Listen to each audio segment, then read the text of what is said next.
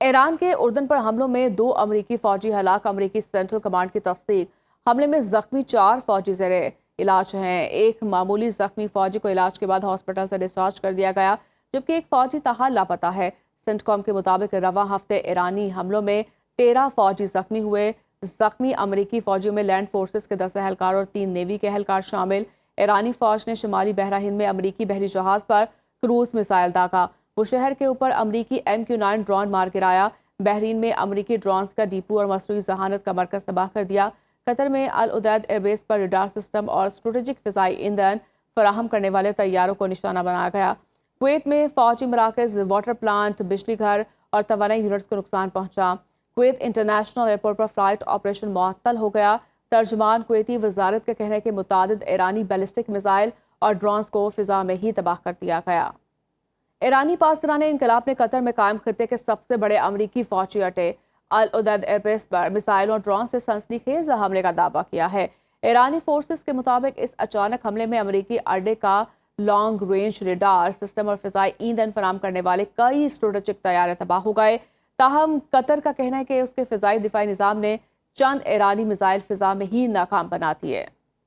پاکستان اور کویت میں نئے دفاعی معاہدے پر بات چیت جاری ہے۔ برطانوی خبر رساں ادارے رائٹرز کے مطابق دفاعی معاہدے کے عوض کویت پاکستان کے ساتھ توانائی تعاون کو توسیع دے گا۔ کویت پاکستان میں سرمایہ کاری کا بھی خواہاں ہے۔ رائٹرز نے ذرائع کے مطابق کہا کہ کویت پاکستان کے ساتھ سعودی عرب طرز کا دفاعی معاہدہ چاہتا ہے۔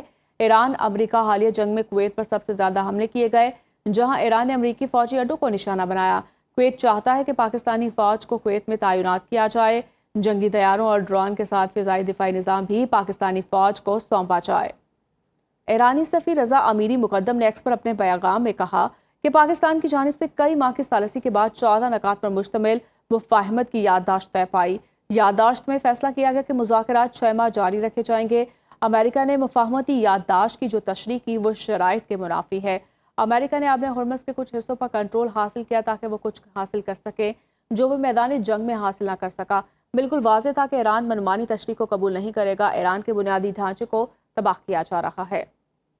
ایرانی پاسداران انقلاب کے چیف کمانڈر کے ترجمان حامد رضا مقدم نے کہا، ایرانی سمندروں اور ایرانی اقتصادیات پر امریکی دباؤ کے مثمر اثرات دیگر ملکوں پر بھی ہوں گے۔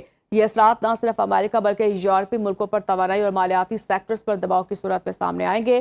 ایرانی خبر ایجنسی تسنیم کے مطابق مقدم فر نے کہا کہ آبنۂ ہرمز اور باب المندب 2 انتہائی اہم اور حساس راستے ہیں جن کا اثر عالمی توانائی، تجارت اور طاقت کے توازن پر پڑے گا۔